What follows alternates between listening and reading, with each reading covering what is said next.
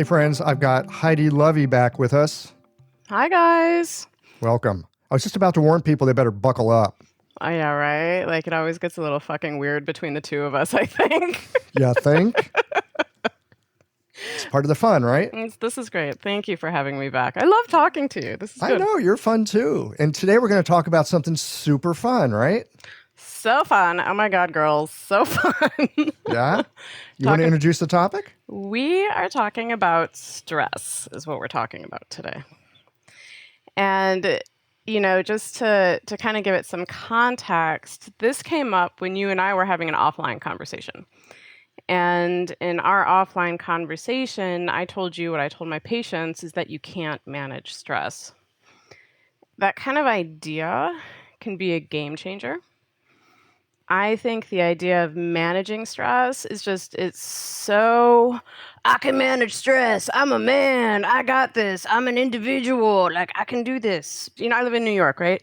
So you can't manage the subway. You can't manage fucking New York. You can't manage COVID. You can't manage, like, the looting that's happening down the street. Like, you can't manage shit. Those are all stressors, and this idea that, like, we can manage stress is actually inauthentic and adds to it. And I think, you know, like right now in this time, like especially as practitioners, we need to take a play from that game book and be like, wait, I don't have to manage this because it's impossible. I'm asking the impossible of myself. And I think it's important. It's the conversation that I've been having since March with people, and it's a conversation I'm having to remind myself about. Right? That I can't manage stress. You can't manage stress. We can't manage the elections, the news source, the blah, blah, blah, blah, blah, blah, blah, blah. So what can you manage? You can manage your vitality. And that's where your responsibility is. And that's where the power is. It's really powerful. It's just like a slight paradigm shift. Just like it's a 2-inch paradigm shift, right? Okay, so it's a 2-inch paradigm shift, but I just want to inject here. Like you were saying, we had this conversation offline talking about stuff. And when you said you can't manage stress, all right, that's like a 2-inch paradigm shift, changes everything. I remember hearing that and going, whoa, wait, that's right. That's the first thing that came to my mind. Oh, that's right. Why is that right? Actually, I'm not sure why that's right, which is why we're having this conversation. But it landed in a way that made me question everything. You know, people come in and something's going on, this and that, blah, blah, blah, whatever. And we will hear in at least 50% of our patients, well, I got stress. And for years, I've always wondered to myself, well, what does that actually mean for you? So this is super helpful. It's helpful, but what I tell patients is I say you can't manage stress, but you can manage vitality. Now, what's so good about being here with you, right, is that we have shorthand for that, and so we can speak in our shorthand language, right? Is that like we can manage our chi.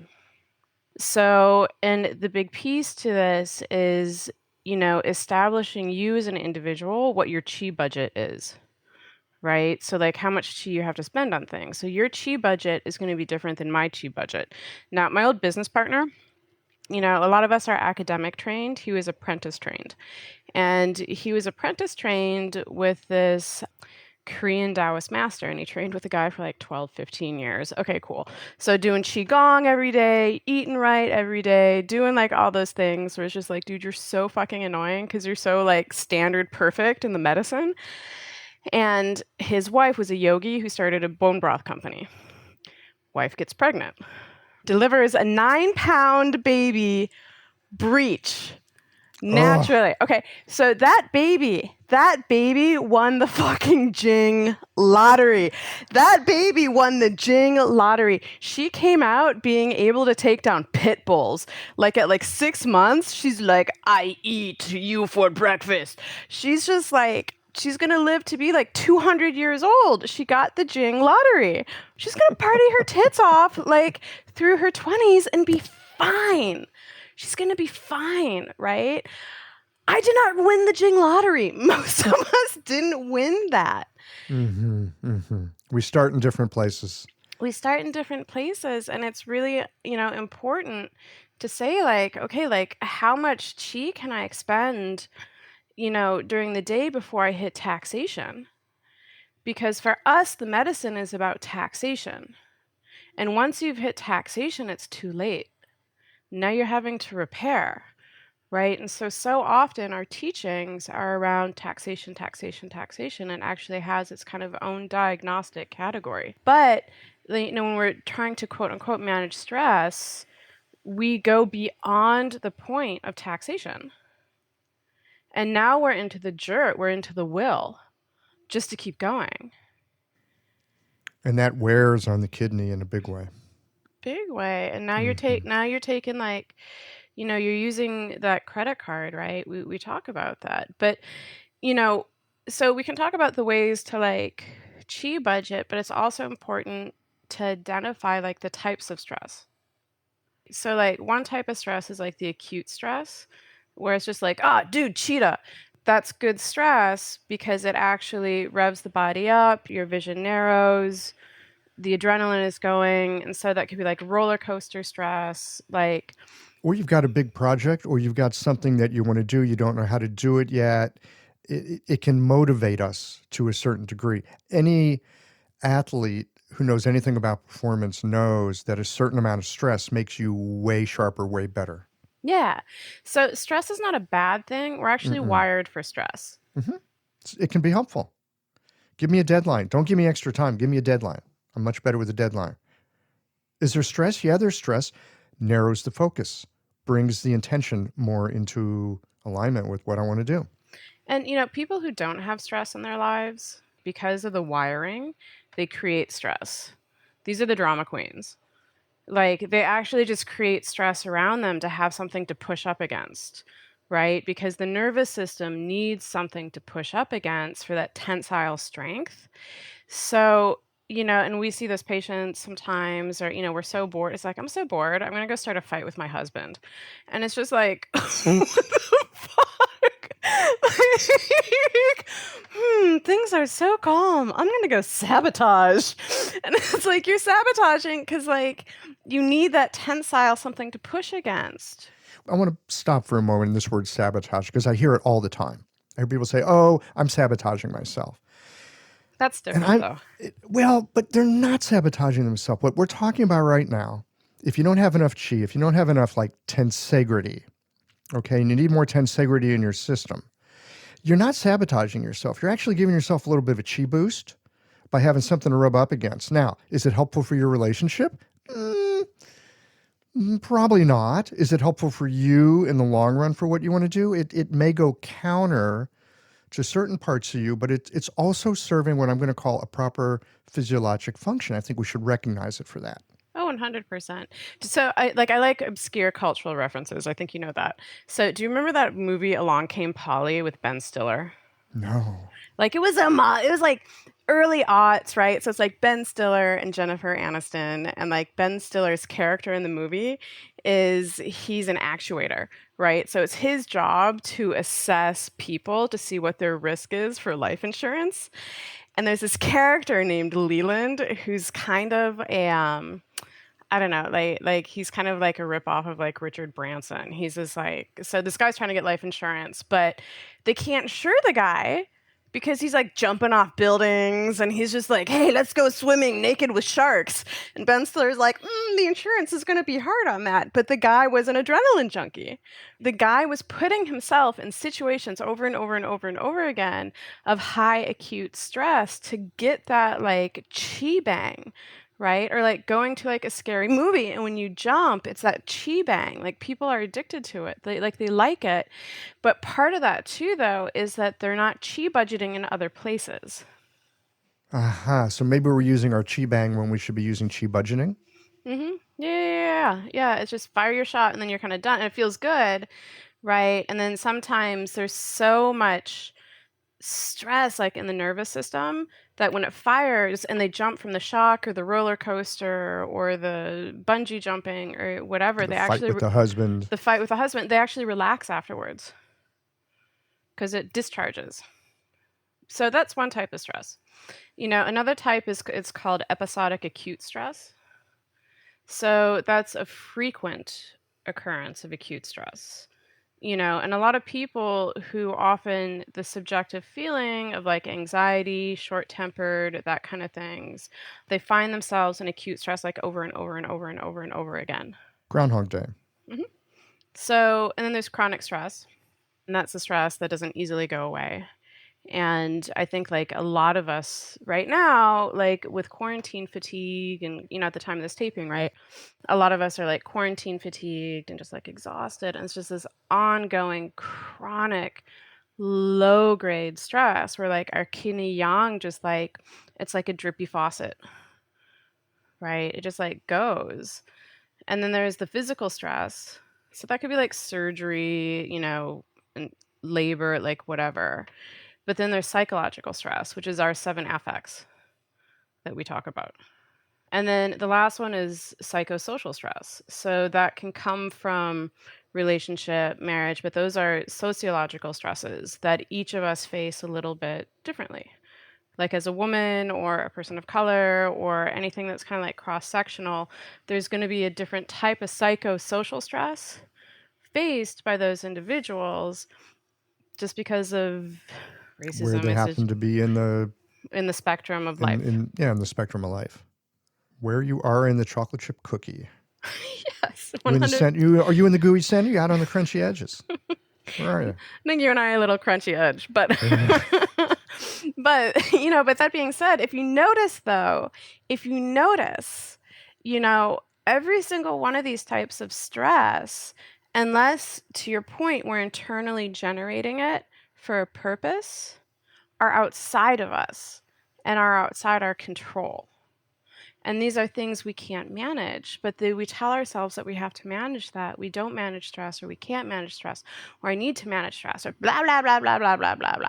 Whatever the fuck it is you're telling yourself, right? But being human is about taking a punch in the face, going down, and getting back up. Resiliency. Resiliency. How well can you get back up and how fast? Because we're going to get the punch, right? It's coming. Sorry, Chief, it's coming. That left hook is coming. And so, if you've chi budgeted well, it's easier to get up off the floor. If you've chi budgeted poorly, or and let's be honest, like sometimes chi budgeting, especially when there's chronic stress, means you don't eat the whole carton of ice cream. Right? Like sometimes like chi budgeting is like, well, maybe I'll eat like half of it to save my spleen a little bit. But there, and we'll talk about chi budgeting here in a second. Yeah, But I mean, it makes sense. There's things that we can do that build it up, and there's things that we can do, let's just call it damage control. We're going to do some damage here. I'm getting something out of it, but we're going to mitigate it. Let's call it mitigation, not damage control. So that brings up another really good point. So like in the chi budget, and again, this is so individual for each person, and for us as practitioners, that's part of our job is understanding like someone's constitution, right? So someone who's like a liver constitution versus a heart constitution versus a spleen constitution, what's going to juice them up is going to be different for each of them, right? And what's going to tax them is going to be different for each of them. So sometimes, you get that like super liver cheap person that comes in, and it's just like, dude, you need to go for a fucking run. Like you need to take on marathon running, you need to take on cardio. Like I don't know what it is, you have to burn this off. But then you have that spleen chi deficient person. It's just like, man, if you try and run a 5K, like we're going to have to peel you off the pavement. Mm-hmm. Right? So yeah, and well, this is the beauty of the way our medicine gives us these lenses and prisms for looking at things, because two people can come in with stress, and one is get out there and move your ass, and the other one is you need to rest and recover. Like you're in you taxation. Need to build things up. Yeah. Yeah. But then the question is like, where do we build those things up? So part of that is understanding in the chi budget that, there are some things that juice us up, right? And things that juice us up could be like a good conversation, or like things that juice us up could be, like a really just like sexy, delicious meal, right? Like a meal that's just like a feast for like a good movie, like a good book. Like there's so many things that juice us up, but we also have to look up like, is it juicing up? I hate this triad, but again, it's just for the structure of this conversation, right? But is it juicing up the body, the mind, the spirit? Yeah, no, I mean that's a fair enough triad. It's something we're all pretty familiar with, and I mean a lot falls under that rubric.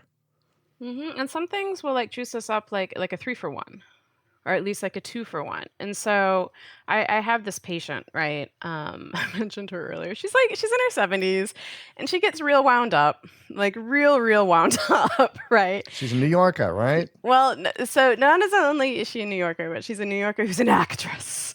I am an actress, and she's in her 70s. And, God bless her. Like, she's just like fucking seen everything, but she gets so wound up.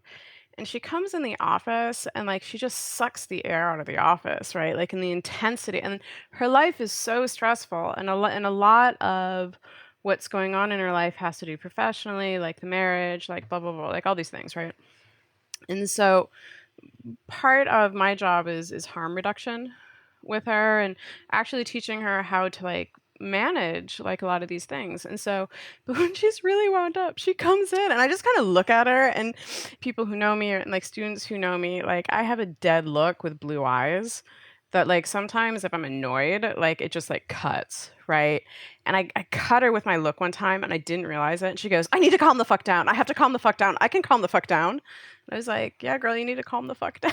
And she's like, I can do it. I can do it. I can do it. I'm like, great, like do it. Like you could do it, but you could actually watch like the temperature, like the chi temperature in her like drop, like as she kind of like de-escalated in this moment. And like the big conversation that we had this week, I always like it when these conversations are relevant and they show up over and over again, right? So the big conversation that we had this week is that her marriage, it's a chi suck. Her chi budget is just going like towards this living situation that's just not going to change, right? And so a lot of times, in this chi budget, and when I say budget, like I mean that like very specifically. It's like in a financial budget, you have to pay like your mortgage, you have to pay utilities, there are things you have to pay that you don't have a choice, and you have to budget for those things. And then you have things that are discretionary spending with disposable income. And some of us have more disposable income than others. So, in your chi budget, like if you have to go to work to do these things and you have to generate income, that's part of the chi budget, right? That you have to budget for. But then your discretionary income, like how you're going to blow the rest of that chi, you got to decide. And so for her, this living situation that she's in her 70s, they're not going to get divorced. Like, it's a rough situation, but her chi budget has to go to that. So a big piece of it is like, well, if you're going to spend your chi budget there, how can we add to that? And where can you look for places to do that? Now, the good thing is like a lot of people talk about like, oh, there's no like user manual for being human. And it's like, yes, there is. It's called the Huangdi Neijing. That's exactly what it is. If you can understand that thing, that thing's not so easy to understand. Oh no, and I mean, even people in Asia, even Chinese people, they're like, I can't understand that. I'll tell you, my favorite version of the Huangdi Neijing, yeah, are the versions that I saw in Taiwan that were the comic book editions of the Huangdi Neijing, because it was like, I can understand this shit, and it was in like simple enough Chinese that I could read it too. Yeah. But the comic book editions, in addition to the fun illustrations, the thing that was fun is it did distill it down to certain basic things, right? It took away that like, ooh, the classic. It was just like, it's a fucking comic book, and there's useful information. Here, kids, read this. Yep. Well, Okay. but like the first like what I like about the book, right, is it's a conversation, between like two people, like Chibo. It was one of the older podcasts around. It's like one of the first podcasts. Oh, 100%, right? I still want to know who the fuck Chibo was, and I want to know what he was smoking because Chibo was onto something, right? So the teacher Chibo, right, like gives the information to like his illustrious student, the Yellow Emperor, and then the Yellow Emperor, like any good student's a fucking little smart ass that asks like hard questions, and Chibo's like, What about that? What about that? And Chibo's like, there's an answer for that, you little shit. So, but like, it's such a good conversation, right? Like one of the first conversations is, Listen, dude, Chibo, teacher, why is it that back in the day, people lived so long? He was asking the same fucking thing that we asked today, right? Like, why is it like back in the day? Like, How people come it seem was better back then? it's always better back then, right? Like, people aren't, it's always better back then. Huang Di says, how do they do it? And Chibo says, well, they lived in accordance with nature. Right? They weren't commuting to work. Yeah. And then the rest of the book is like how you live in accordance with the nature. Now, some of it's like a little bit like, I don't understand like that cultural context, or maybe something got mistranslated along the way and like it kind of came out weird on like our end, right? Fine. But this living in accordance with nature, and even in the Huangdi, it's like, you have like certain behaviors that are going to serve you when those behaviors are done seasonally, and you're going to have certain behaviors that tax you. And that taxation is going to show up in certain ways. And as the practitioner, like, this is what we have to watch for. So this pulse shows up in spring, mofo's dead in fucking fall. This like tongue shows up in fall, he's dead by winter. But he's just talking about like chi and chi movement, and like how that erratic chi is going to show up, and like what those kind of hallmarks are of that. And then how do we harmonize, like, as the practitioner? How do we get in there and just be like, okay, well, how do we keep them alive through winter if this is what's showing up now? Super big thing, especially if you're in the north of China. Yep. And now, does all of this like translate across time and across continents? No, but like 90% of it does. Like, if we can decode it. Well, I think the principles make a lot of sense, right? In accordance of nature will mean different things in different environments. So, like here in the Northeast, right? So, again, in New York, we got hit with COVID in March, like real, real hard. So, New York was one of the first places to go into quarantine, and I closed the practice March 15th. But I switched to telemedicine pretty quickly. Mm-hmm. And You're lucky you've got a practice that really fits with that. Yeah, like I do, which is good. And but like when it hit, like I realized, Marco, like I'd realized I've been probably seeing COVID since January. But at the time, it was just like, oh, this is like a weird flu, and like people aren't bouncing back. Like, what the hell is this, right? I'm here like trying to figure out like my shit in New York. I'm just like, how do I keep my people out of the hospital, off ventilators? How do I keep them alive? Like, what are we doing? The supply chains are crashing, right? So I could write like the bangingest, like best, like most beautiful, like amazing, like poetic formula. Doesn't matter one iota if I can't get it to people. So like trying to hack the system, and like how do we do this, and who do I know with like a private apothecary in like Wisconsin that can ship, or whatever it was, right? So one of my really good friends is based in Florida, and she's an herbalist too, and was just such like a huge support. And we were talking, and I was like, girl, this shit's gonna come to Florida at some point, like, get ready. And she was just like, do you think? I'm like, I'm telling you, buckle up, bitch, it's coming. And so bitch buckled up, and she like got like this apothecary, right? And she was so ready for it. She's got this beautiful apothecary of like all the things she needs, like blah blah blah blah blah blah. All her patients are showing up with COVID in the gut. All her patients down in Florida, she calls me and she's like, the fuck, like, do you want the shit down here? I'll send it to you. Like, your people need it, my people don't. Now, is this because like the virus mutated a little? Maybe. Like, if this is this Wenbing versus Shanhanlun, like style north versus south type stuff? Maybe. There's a lot of maybes around this. Well, and I mean, this really, to me, demonstrates the importance of environment. That COVID in one context, it'll show up like this, and then COVID in another context, because of the way people are and because of the way the environment is and the humidity or lack of, and this is the beauty of Chinese medicine, is that it does take all this stuff into consideration. So in some ways, we shouldn't be too surprised when that kind of thing happens. It's like, yep, we probably should have seen that one coming, but it's hard to know when you don't know what's coming.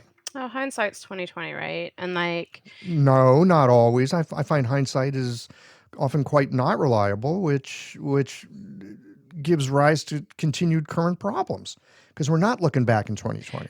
But what I'm saying is like when we do look back, But when we right? do, yeah, it's When it's when clear. when we You can do look connect the back, it's dots. clear, right? Hmm. When we do look back, and we do look back like with an objective eye versus a subjective eye, and it's just like, oh, the red flags were there.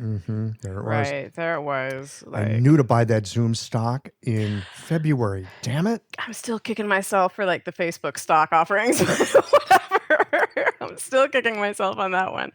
But, but to come back to this like chi budget piece to it, right? Like with the chi budget, it's just like, well, how do we chi budget? And one thing is like understanding your constitution. Constitutionally, like what can you manage? One of the things that drives me fucking crazy, like in the acupuncture community, is there's this kind of like I don't want to like something like really crass came to mind. I'm going to skip that, but What? there's You're a going to skip something crass? Come it's real on. crass. Okay, it's real crass. Like there's this kind of dick waving around, like, look at how big my practice is, how many people I see per week. I see 150 people a week. I see 80 people a week. I see whatever. But you know what? My chi budget, my personal chi budget, I cap out at 35. Okay.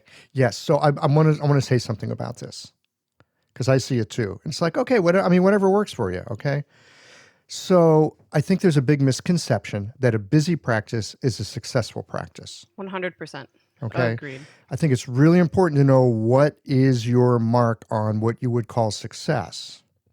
Now, maybe it is seeing 150 people a week and you're like, rocking in lots of money and you got that nice new Lexus and you can like offer courses and show your tax returns and, brag about the money that you're making. I'm not bragging. I'm just showing you that you can do it, right? I've seen that kind of thing as well. If that's what your gig is, okay, fine. That's great. And that's not It's what I'm great. not knocking. But But what I'm saying is know what is right for you.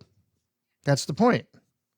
Know what's right for you. And it took me a long time to cop to like, oh my God, 35 patients. So like, I don't know. But really, like that's where like financially I'm stable, psychologically I'm stable, emotionally I'm stable. Are you living the life you want? I am. I told That's you. the question I have. Are you living the life you want? Is this the life you want? Yeah, I just told you, right? So my mark of success is a Japanese toilet. Like since when I lived in Japan, I was like, I know I will have made it when I own a Japanese toilet.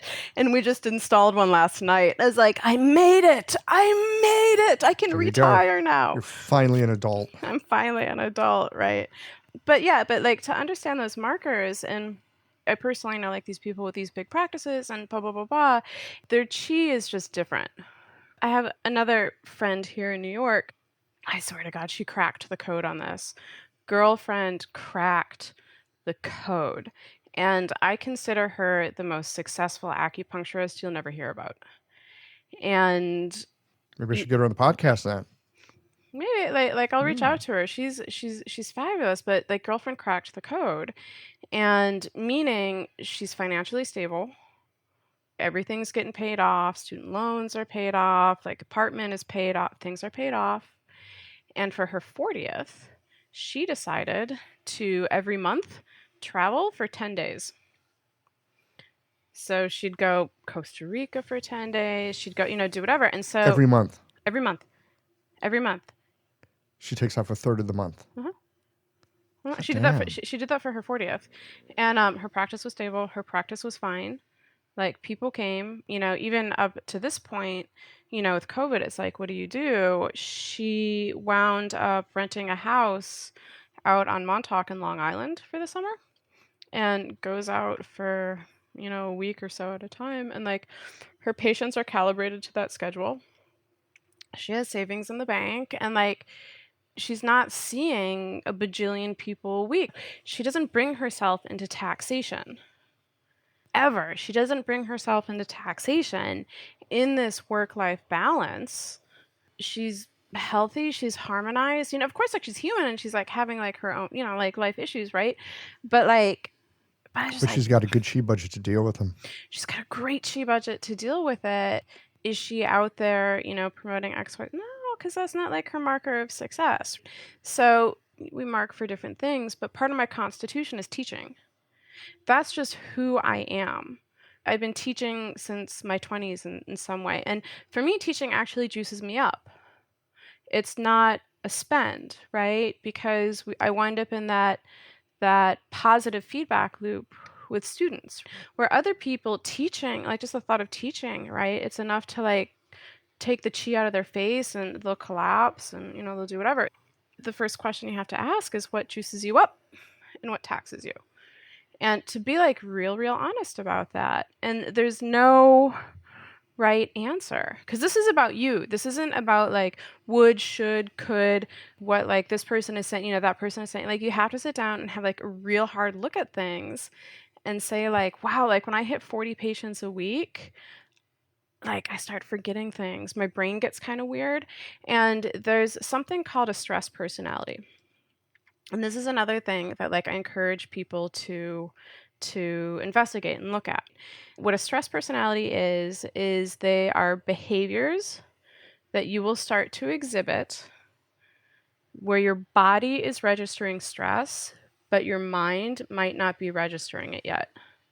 So meaning, for example, like I swear like a sailor, like I swear at patients, I swear at like, a student, like whatever. But if I start swearing at babies and I'm like, that's a fucking cute baby, that language, when my language, like my language is already inappropriate, but like when my language inappropriately ratchets it up, like When you start swearing at babies, when I start swearing at babies and grandmas, I'm shit's like, up. shit's up, man. I must be like fucking stressed. I'm fucking stressed. I didn't realize it.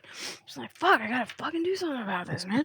And so like but is that for me? It's like that language piece, right? Or I'm from Minnesota. Like I'm a Midwest girl, and we have casserole. And if I want green bean casserole with tater tots on it, dude, I'm in taxation. but that craving. Are you putting that creamy mushroom sauce on it too? What do you mean on? It's in it. Yeah, that's what I mean. Yeah. Cream of mushroom. Like, yeah. yeah. And That is some crazy Midwest shit. Yeah, we had that for Thanksgiving every year. It was like traditional. Oh yeah. Like, and maybe with like a side can of like canned fruit for dessert, like that fruit cocktail, right? That's just all in corn syrup, and it's like, yeah, that sounds real good right now. And then it's like, fuck, I'm stressed. When I come home and like, but you might not even recognize it. It's just like I'll come home and I'll be making it, and my husband's like, "Oh, rough day," and I'm like, "Oh, I guess I had a rough day. I guess so. Like I'm making the casserole. Yeah. Like I'm making like the Sunday. You better not casserole. get between me and that casserole. You're gonna have a rough day too. Oh no, you'll be dead. You'll be dead. So so like that stress personality piece to it, right? Like you need to start like recognizing like the hallmarks. So how do you know when you've gone off the rails? Mm-hmm. Well, no. These are red flags. Red flags. So not off the rails yet. No. These are red flags that start to show up that predict that you're about to go off the rails, right? But they're little things. So once you're off the rails, you're off the rails, right? Once you say I'm stressed, that's it, right? So, but these are things where, again, some of them might be like subconscious behaviors or like certain feelings, or if I start perseverating a little bit about like, oh, that conversation I had in high school with like that one guy, God, I was such an idiot, like I should have said like XYZ, like that weird like past perseveration for me is another hallmark that I'm starting to be stressed. My body might just not be registering it. So, but what's that showing is like my chi budget's coming down. It's like that little light in the car. Yeah, it's a check engine. You should go get some gas. Yeah, it's a check engine light. You should go get some gas. Ding, go to your acupuncturist. Check engine. Ding, you're making casserole with tater tots on it. Yeah, but doesn't that sound good right now? Sorry, it's like the COVID-19. Like, no, I was never a fan of that creamy mushroom creamy thing. It always weirded me out. So good. It's so good. Mac and cheese I could do, but not. Yeah, not that. Not that. Yeah, it was too. Not like Waldorf salad. That's not really a gooey, salad. Man. Can't do the gooey stuff. Ugh.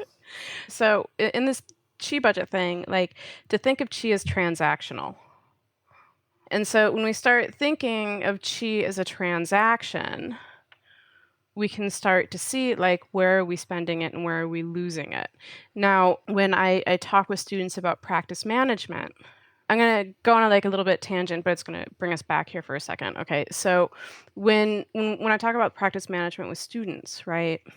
And we talk about how much do you charge per patient? That's always a big conversation. How much do I charge? And a lot of students are just well, I think I'm a fresh graduate, so and I don't know that much, so I'm just going to charge this little itty bitty amount because I think that's what I'm worth. And it's just it's not about worth. It's not about worth, and it's not even about fair market value. What it's about is, number one, how much does it cost to be you? How much does it cost to be you? So how much every month do you have to spend on insurance, on rent, on utilities, on student loans, on your bar tab, on groceries, whatever it is, right? How much does it cost to be you? You have to get that number down. And sometimes it's a shocking number, right? It's just oh my God, I didn't realize it cost me 10,000 grand a month just to be me. Oh my God, I'm in the top 3%. I had no idea. Yeah, right? It's just oh, I'm an expensive bitch. Nice, right? So it's I didn't think I was high maintenance, but I guess I'm a little high maintenance. And so you get this big fat number. Okay, so that's what it costs to be you. Then you have to add 30% because bitch got to pay taxes, right? Right. This is the thing a lot of people forget. There's a bunch of money goes through your hands. It was never yours. 30% of it. You're I'm holding this for the government. Yeah. So 30% of it's taxes, and then you have to add 20% to that because, well, you want to go on vacation and, you want to be able to keep the office open and blah, blah, blah, blah, blah. Okay, whatever it is, right? So you have this big fat number. I'm going to just, for, again, sake of easy math, I'm going to say that big fat number with the cost of you, your taxes, and 20% savings is $10,000. That means that you have to be clearing $2,500 a week. So if you see 10 patients, you need to be charging $250 a patient. That's what establishes your prices. And so how much it costs to be you, if you're, renting in Minneapolis versus Austin versus San Francisco versus New York versus whatever, that's good. That's going to be built into that adjustment. Right? So, now let's say you're just well, I'm not going to charge $250. That's kind of whatever. Well, I guess you're moving to Minnesota then. Or you see more patients. Or you see more patients. You see more patients, right? So what you have to do then is say okay, so I'm going to charge $100 a treatment. Again, we're doing easy math, right? I'm going to charge $100 a treatment. Math for acupuncturists. Math for acupuncturists. So I'm going to charge $100 of treatment, which means I need to see 25 people. That's my minimum. My minimum per week that I have to clear in terms of patient numbers is 25 people a week. Can I do that? And you have to look at facilities. You have to look at, if you're renting 2 days or 5 days, you have your own. There's so many things to consider. How are you going to see those 25 patients? Well, I don't know, bitch. That's up to you. Because you got to see 25 patients. You could see them all in one day if you want. Yeah, and then you go to, fucking Costa Rica the other 6 days. I don't know. But that's part of the chi budget. Now, if I saw at my busiest days, I'm good. Now, I know again, you can laugh at me, I don't care. But at my busiest days, once I hit 14 patients, I'm tapped. I'm tapped. I'm good and I can still go home and I'm not wanting that casserole quite yet. But 15 patients and I'm eating casserole. Because I'm stressed. My chart notes aren't that good. I start forgetting things. Patients are oh, you didn't follow up on this. No, I hate that. Open up the chart notes. What did I do last time? Fuck, I got no idea what I did last time. Oh, they said it was brilliant, but I don't know who that was who did that. Yeah, I was do that thing again. Well, let's see what I did. I got no idea what I did. That was a good job. Good job, Thursday Heidi, right? Says Monday Heidi, who's just I'm not really feeling that, bitch. You were so smart, Thursday Heidi, but Monday Heidi, you're the worst. But it's that chi budget. And so what will happen too is ideally you have that schedule that you open up the schedule and you have 10 patients and you're just these are the best people in the world. These people are fucking awesome. I get to see Brian and Phoebe and Bart, but these are my favorite people. And then you leave charged for the day. That's the practice that we should all want and have versus you open up the schedule and you're fucking just dirtbag, douchebag piece of shit is like here again. God, right? And then you have like 5 patients and you're exhausted because of like that person that's coming in, right? Because they're not the right ones. I can remember early in my career thinking, well, I'm an acupuncturist. I can treat anybody and I should. No, No. no. No. There are some people that like, every time they come in, they cost me. They don't help me pay my costs. The chi budget gets blown out for whatever reason. I'm not saying they're bad people. I'm saying it's not a good fit for who I am. You got to take some of that into consideration. One of the misnomers about New York, right? Like everyone's just like, oh my God, like you guys are all in competition with each other. You know how many people are in New York? There's like what, like call it like 14 million. My acupuncture license is at number 4,000. I think we have 5,000 licensees. So not all those licensures are like still active, and not all of them are like working in the city. So 14 million for 4,000 people, it's fine. When I've covered other people's practices because of like maternity coverage or vacation or whatever, like at the end of it, I was like, God, your patients suck. Your patients are the worst because it's the right fit for that practitioner. Exactly. And part of our job is to find out what kind of practitioner are we? What do we need? What kind of practitioner am I? And trust that there's someone out there for everybody. And so if your practice is part of the stress equation for you, and it is at some point. It is. Right? We've all had days where We like all have days. I mean, anytime you're running a business, there's going to be days where it goes well and you're like, man, look at this. I got it dialed in. There's other days like, what the fuck was I thinking? So we were deemed essential workers in New York at the end of May, and I decided to open up the practice, right? And God bless my brother. Like, you like that siren in the back? Yeah, no, I'm digging it. Yeah, New York, New baby. York. Yeah. So authentic. No, so authentic New York.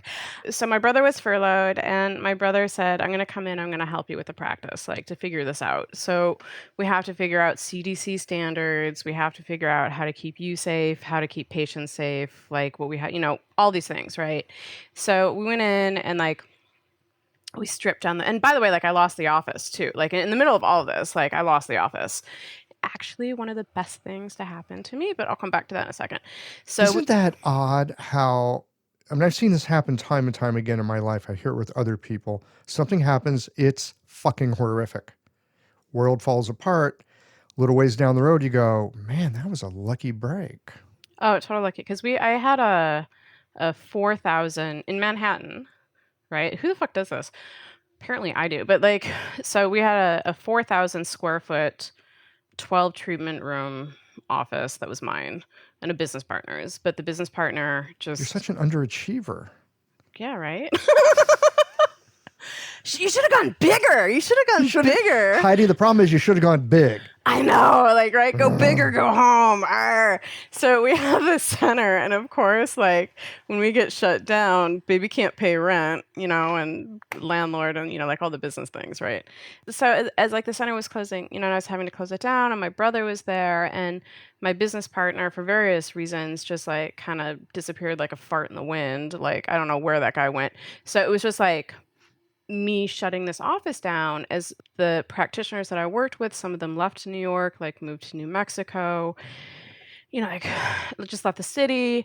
And, I have these patients and I'm trying to figure out like how to take care of the patients and keep them safe and me safe and, CDC and like all of this, right?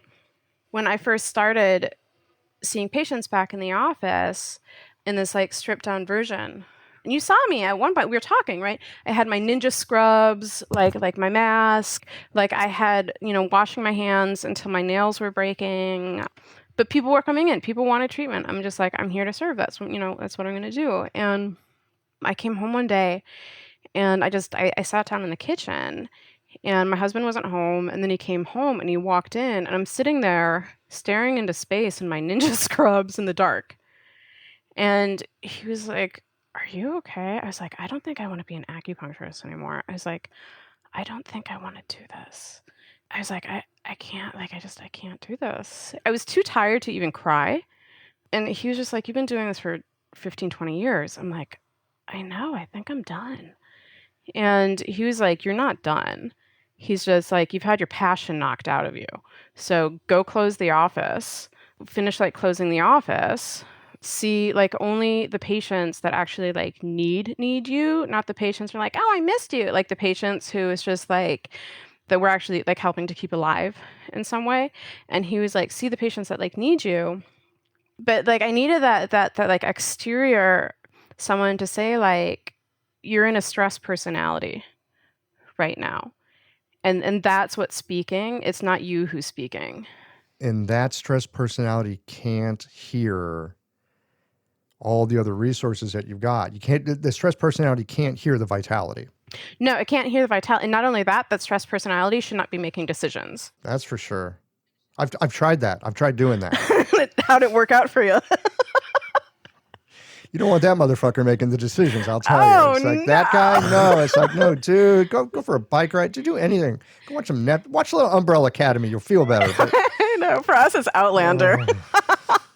Like just go watch like garbage TV. So this actually brings up like a really good point about how when we're down and we're in the stress personality and it's all these things that like we can't control, like blah, blah, blah, blah. How do we recharge? And so there's a difference between like watching TV and doing like a shavasana. Meaning there's passively recharging and actively recharging. So that passive engagement, though, it's actually not passive. So, when you sit down on the couch and you watch, like, you're just like, I'm going to watch all of Star Wars or all of Game of Thrones. I'm going to just like fucking Jon Snow this shit until like I can't see straight. And you sit down on the couch and you HBO it and you're just whatever. And then like 13 hours later, you come off the couch, you're actually more exhausted than when you went down. That's the quote unquote passive, like being passively active versus actively passive. And so this passively active is actually will drain the chi budget. Right? So it looks like we're doing something to like relax, like, oh, I'm just going to pay like Gardenscapes on the phone or, whatever like people are doing on the phone, or I'm just going to scroll through social media because that's going to help me like detach and give my brain something like light to think about that's not thinking about like politics or the world or like whatever, right? So that passive activity actually sucks chi, because how good do you feel like after you come off of Instagram for like a 2-hour binge? You don't. Versus being actively passive, where that's like gonna meditating. It's our meditation. Mm-hmm. It's our writing, painting, playing some music. Well, we go into the zone and we look up and it's just like, God, like 4 hours like went by, but like you're not taxed from it. In fact, you're restored. You're restored. Mm-hmm. And so being actively passive, like in yoga, one thing we talk about is that we do yoga to meditate. And we do it so that we have this, because and you've done this too. Like you've studied meditation. Like you do a 3-hour meditation. If your chi is shot, like you're not going to be able to sit it. You're just not going to be able to sit it. Like it's just not going to happen. So it requires like a different level of like active engagement to remain passive. That's one that restores. So it's the return on investment, the ROI, right? So the return on investment of sitting there and like meditating for however long you're able to do it, and the longer you do it, the bigger the return on investment. But like, are you going to jump into a 3-hour meditation if you've never meditated before? No, you're not calibrated for it. Well, not only that, but most people, if they haven't meditated, they sit down for 5 minutes and they realize their mind is an insane asylum. How can anybody meditate when it's so noisy in here? I mean, you got to kind of work up to recognizing what a mess it is and then get some comfort with that. Or what you do is you go knock the squirrels out. And so you knock the squirrels out through something that brings a certain level of tensile, good stress to the nervous system. So when I teach Kundalini, right, because I do like teacher training sometimes, I do this thing. Oh God, I'm such a bitch. So I do this thing, right, where I put them into a 7-minute down-facing dog. You think you can do 7-minute down facing dog? I've had people throw up on me. I'm like, you're gonna throw up? Here's a fucking bucket. Don't come out of it, right? And so, Wow, and you're like, like the CrossFit of it's not, yoga. no, no, no, no, no, no, no. I mean, it's not hardcore like that because what I'm trying to do, What are you right? talking about? Downward dog and barf while you're doing it. Come on. That Yeah, sounds pretty intense. it is intense. But listen, when you go into a downward dog like that, imagine that position. So your palms are on the ground, your feet are on the ground, you're in a triangle.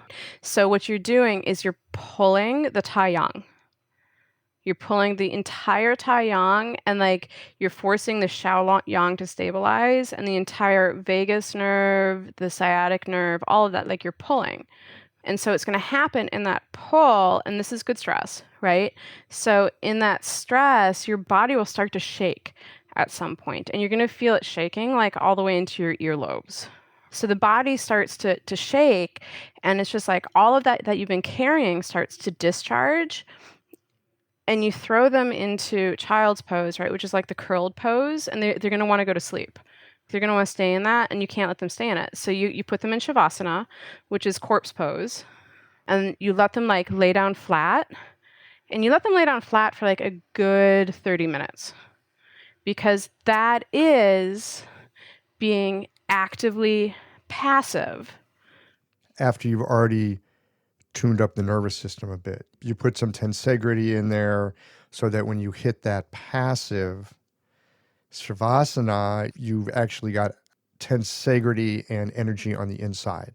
You're not doing it out of fatigue. No, no, no, no. And so then what happens? Then you pop them into meditation after the Shavasana because the squirrels, like all the insane asylum, like has been like put to bed so that you can actually like hit point zero. You can actually like go into yin tong, like you can actually hear like your soul speaking versus hearing like your ego, like kind of middle management speaking. Why are middle managers always such dicks? They're such dicks. They're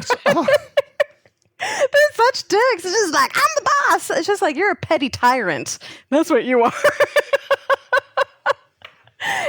And it's just like, I don't need my mind as this petty tyrant, and but that's like, like that like I was just telling you, like the conversation I had with my husband when I was just like, I don't want to do this anymore. It was the petty tyrant speaking.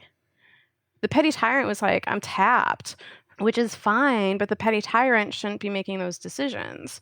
Instead, it's just like, okay, like you're taxed. We went into taxation.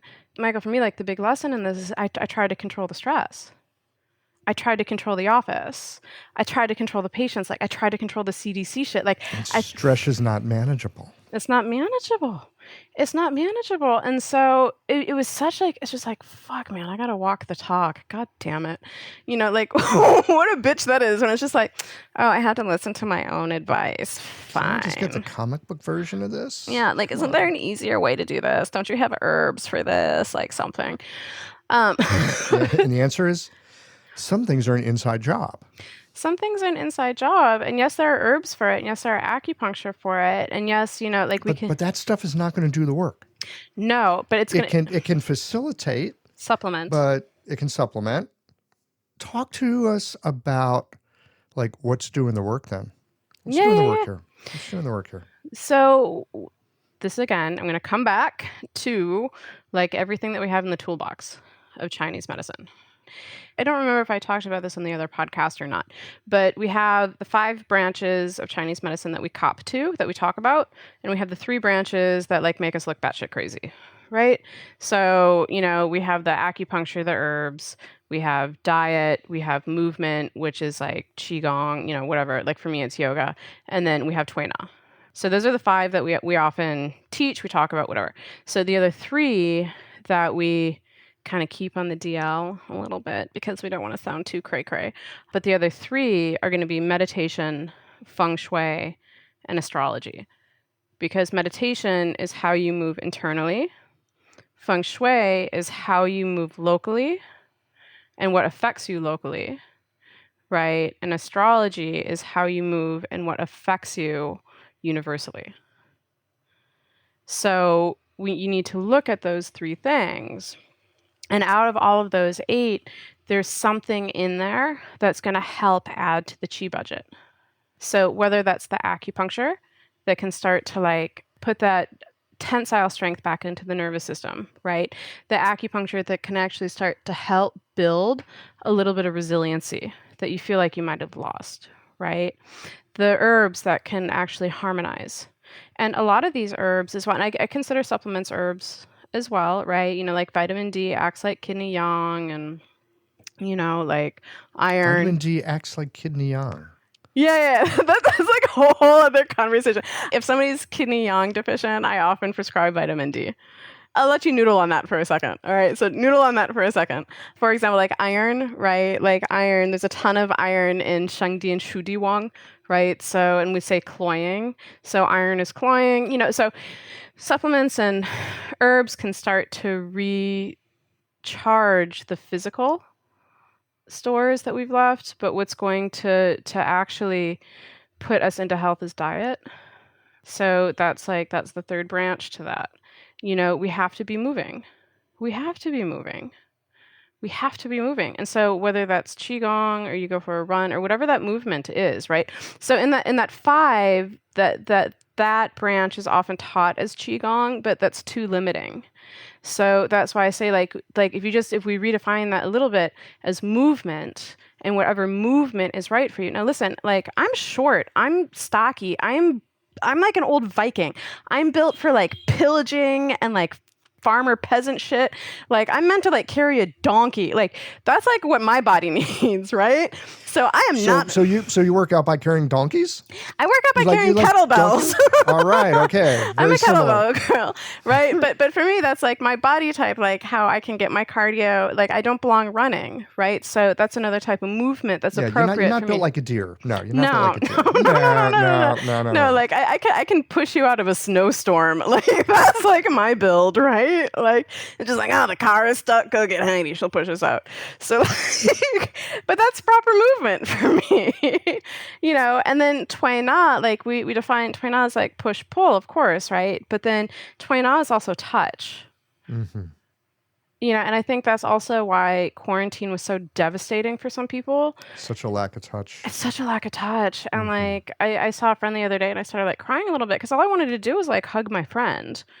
And like, I've had touch at home, like whatever, but like, there's that lack of touch that like, so now again, it's still push and pull. It's moving the joints, it's moving the muscles, it's moving like the fascia lines, like all of that. But like there's also like a little bit of touch in there. There's the push pull, but there's also that interaction that's creating that.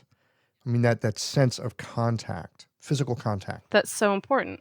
And then meditation we talked about like a little bit, right? Clearing like the petty tyrant out so we can actually hear what spirit, or kind of understanding what our blueprint is in the world. And meditation takes out the woulds, the shoulds, so that like we can actually see like what our purpose is, right? And then how we execute on that purpose. Feng Shui is like, how is the environment supporting you? If your environment isn't supporting you, can you change the environment a little bit, or do you need to like raise the house? And so sometimes you do need to raise the house. But like if you're a damp constitution and like you're living in the Northeast, it's just like, I can acupuncture you until the cows come home. Bitch, you ain't going to dry out until you move to Arizona. Like you don't belong in the Northeast, right? So like sometimes like Feng Shui is all the way to that level versus like, dude, I need to vacuum the house because I feel dirty.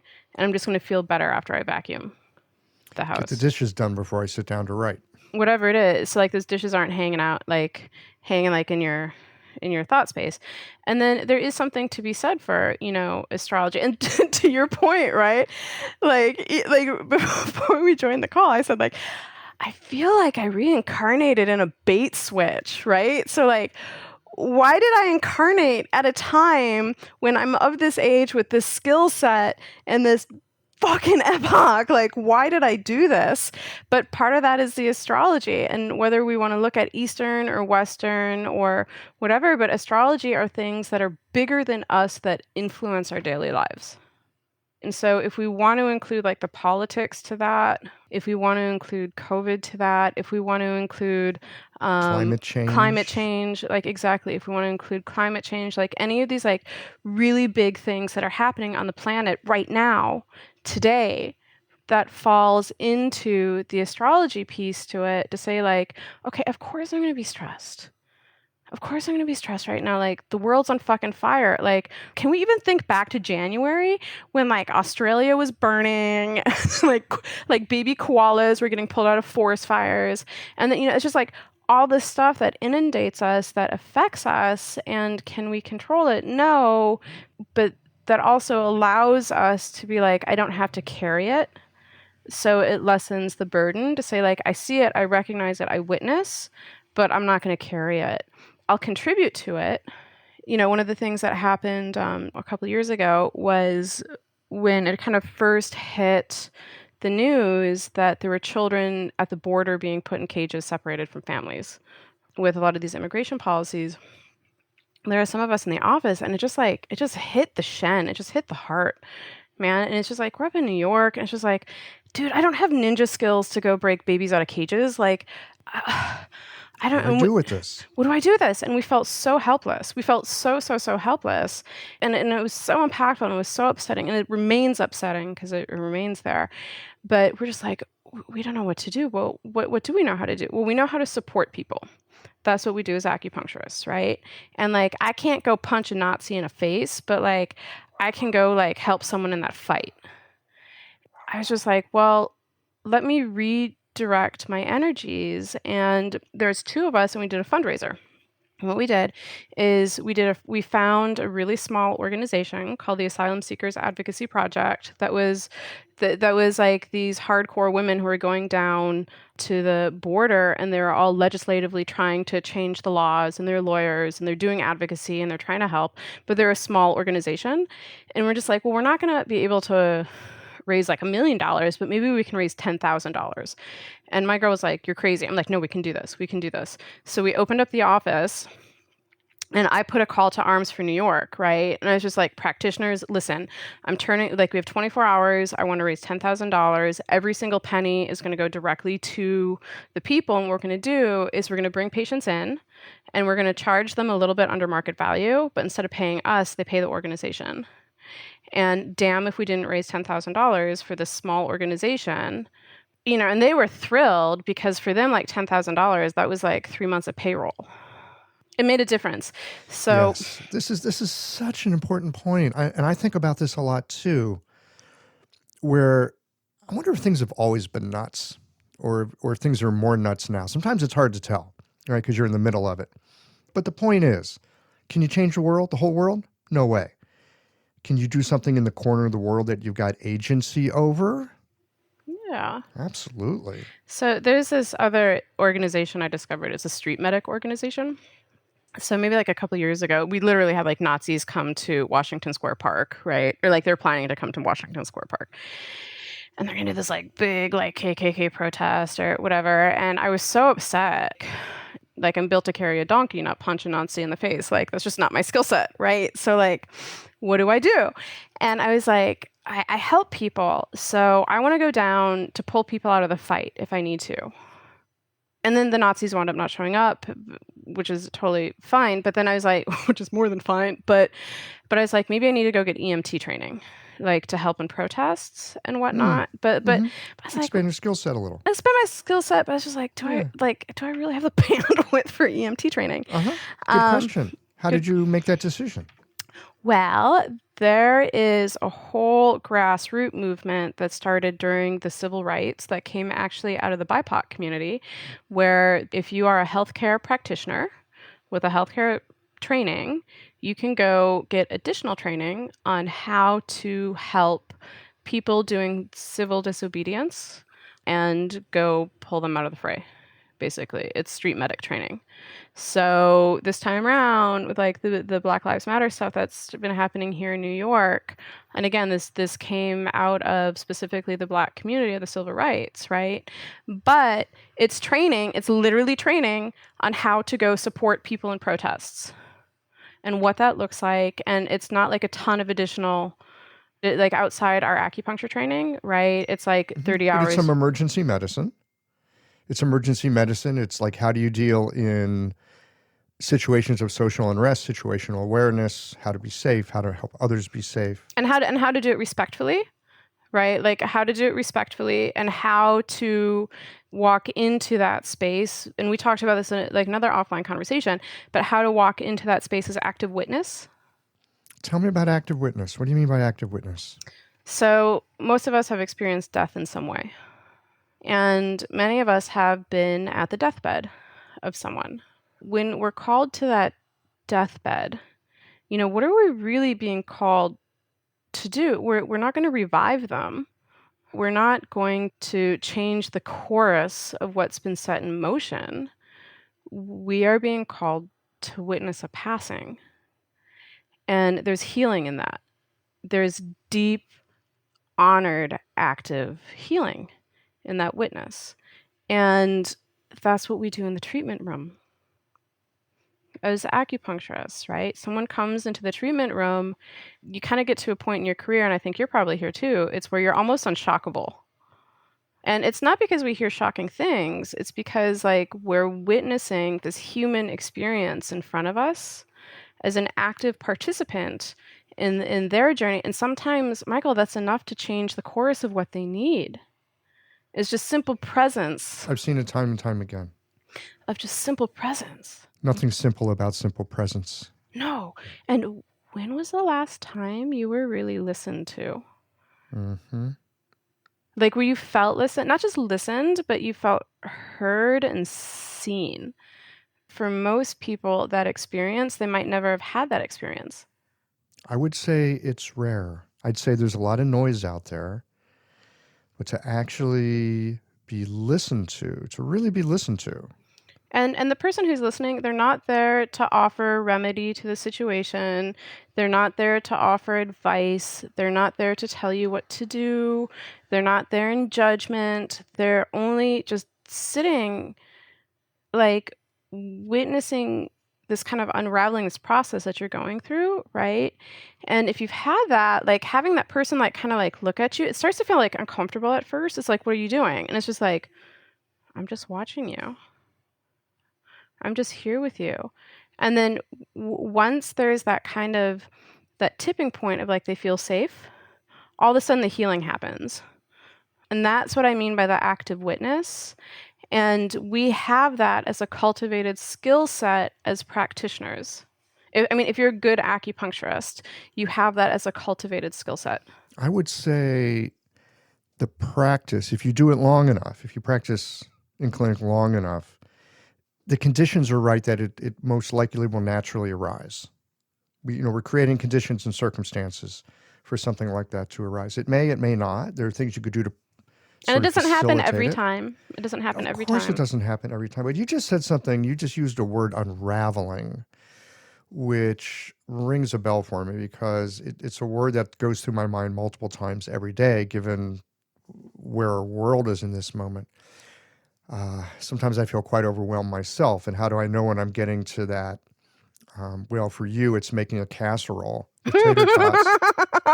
Or swearing at babies. Or swearing at babies. And for me, Yeah. it's when I just kind of sit and feel this kind of angst at what I call the great unraveling. Okay, it's just like, oh, fuck, man.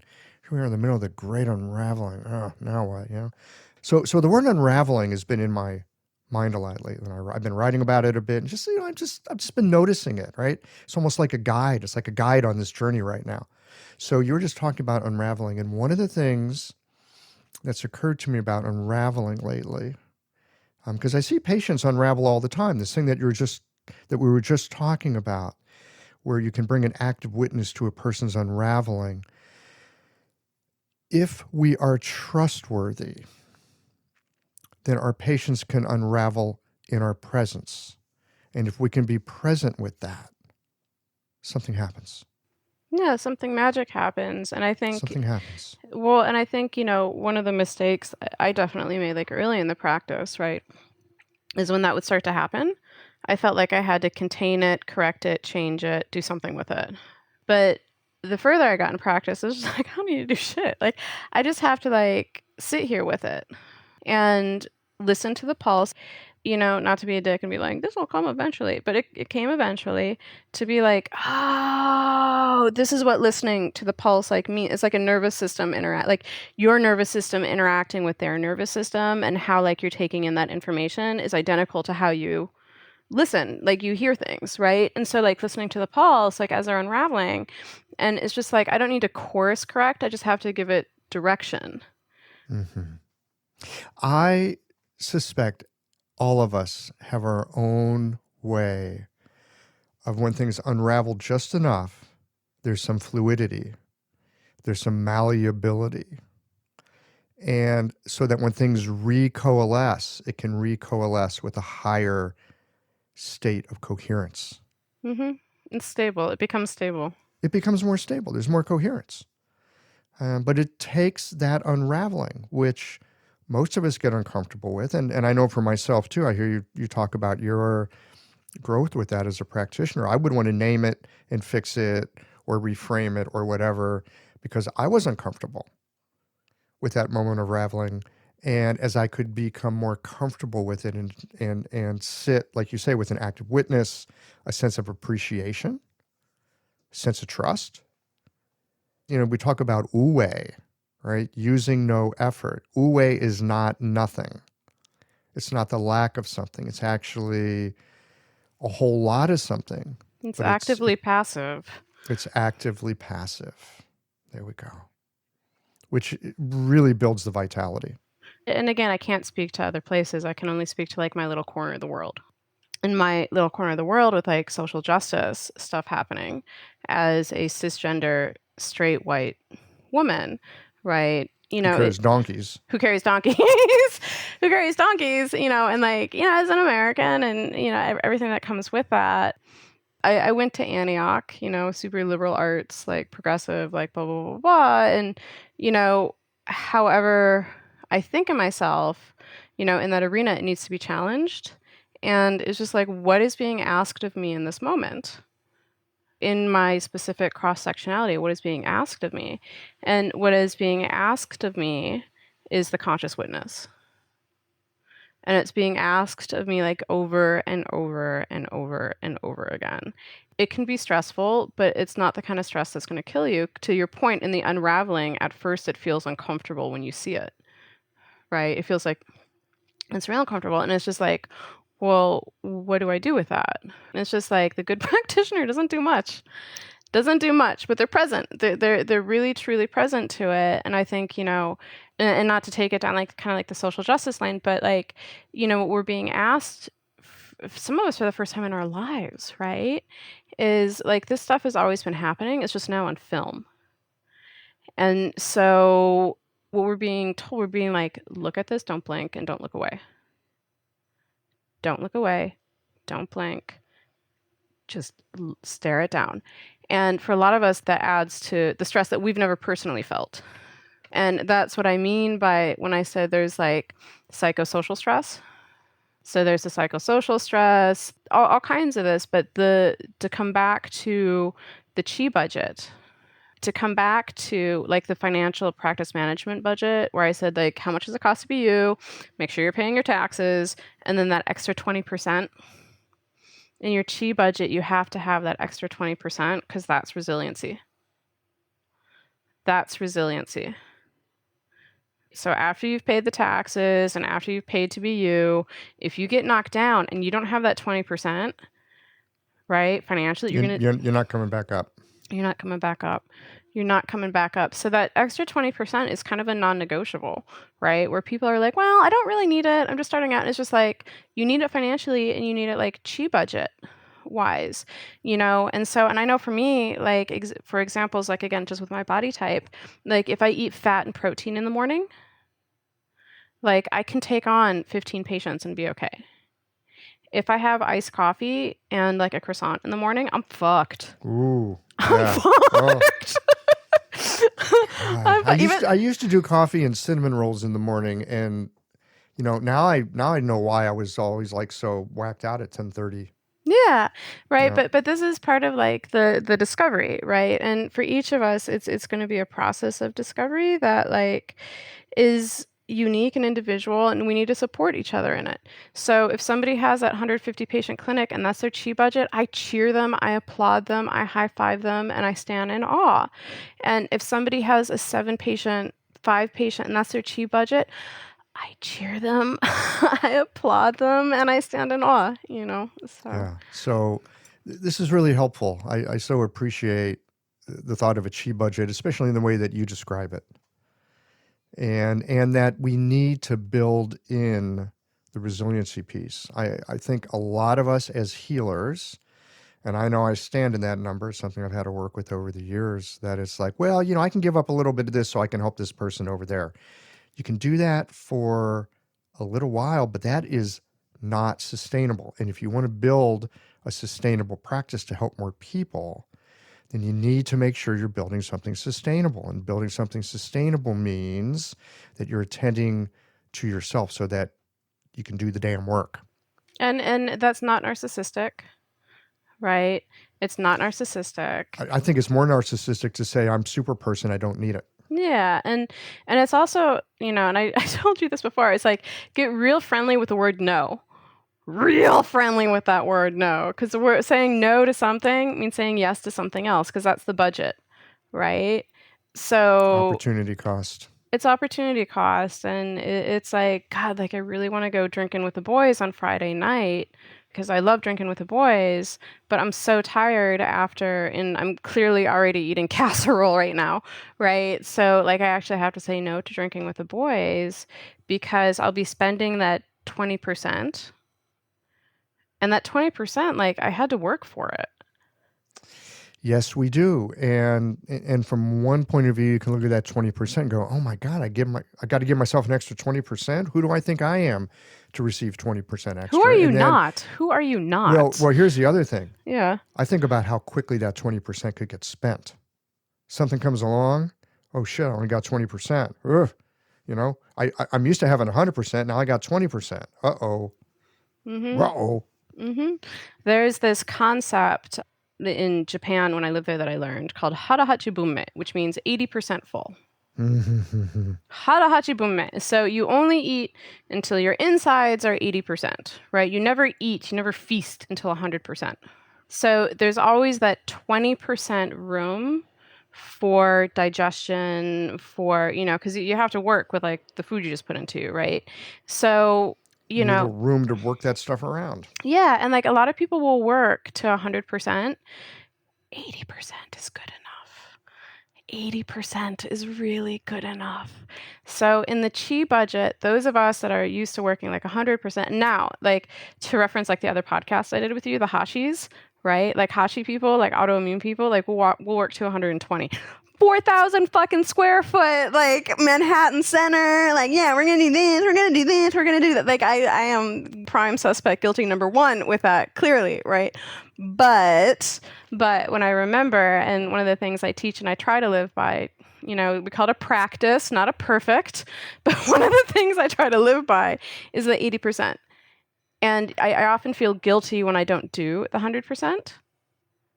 Right? Like there's a little bit of shame. It's like, God, I need to be giving more. I wouldn't know anything about that. Right? But it's just like, God, I really should be like, I'm such a douchebag. I need to give more, but 80% is good enough. Yeah. So one of my favorite things. Yeah. And this is like a mantra I have to keep coming back to because I keep thinking I have to do 100% too. I keep coming back to the 80-20 rule. I love the 80-20 rule. Now, part of me goes, you like the 80-20 rule, Michael Max, because you're so fucking lazy, right? And you're just trying to cut a corner. But no, I think the 80-20 rule is putting a governor on that guy who wants to spin too damn many plates. 80-20 rule, if you don't know, is that, like, let's say, for example, income. You will generally make 80% of your income from 20% of your patients. And you see this all over the place, right? You want to do whatever you want to do. It's like if you do the right 20%, you'll get 80% of what you need. That last 20% is going to take 80% more effort. You really don't need to do it. 20% of your patients will give you 80% of your problems. Yep. Truth. Truth.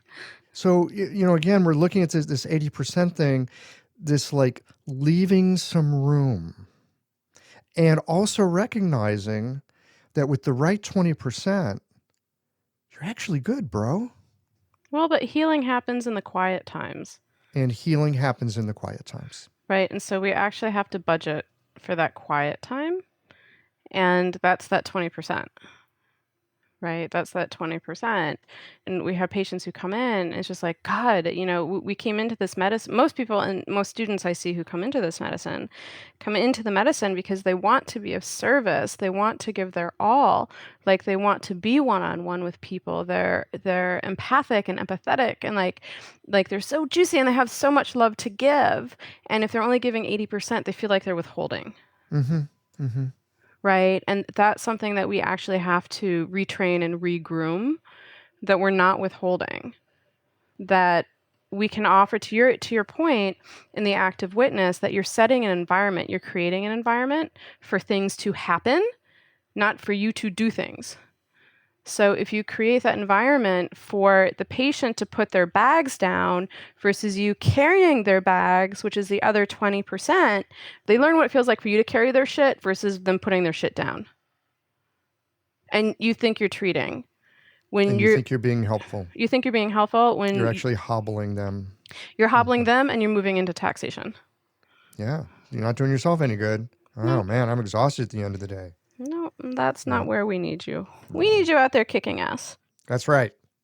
Make sure you got enough energy in your chi budget to go kick some ass. That seems like a pretty good place to wind this down. Heidi, anything else that you have to say about No, I this? think I mean, we've kind of rambled here over this past hour and a half. this was like super rambling, but I think like that's where we are in the world right now.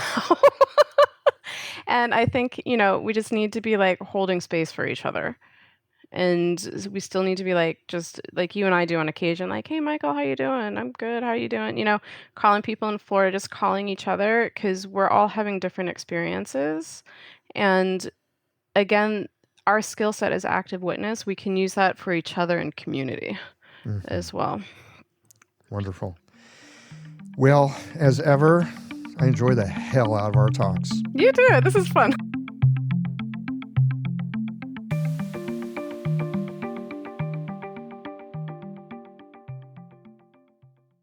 Well, here we are at the end of this episode. If you've listened up to this point, you're either a rabid fan of Qiological or the forward button on your podcast player stopped working.